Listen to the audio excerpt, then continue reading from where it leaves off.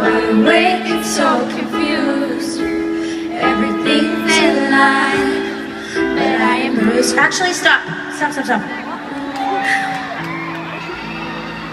I met a girl in my meet and greet today, and her name was Megan, and she came with 2 passes, and unfortunately, one of the passes was for her dad, who passed away 3 weeks ago. And something about that just really touched my heart.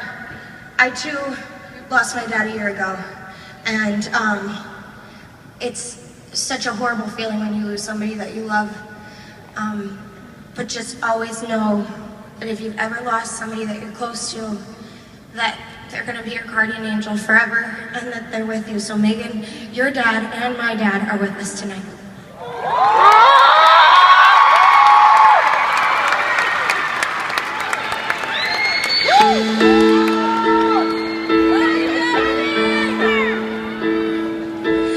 Can't sleep tonight, wide awake and so confused.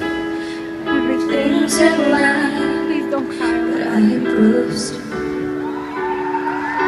I need a voice to echo, I need a light to take me home.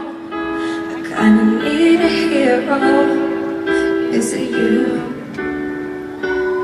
I've never seen the forest or the trees. I could really use your melody.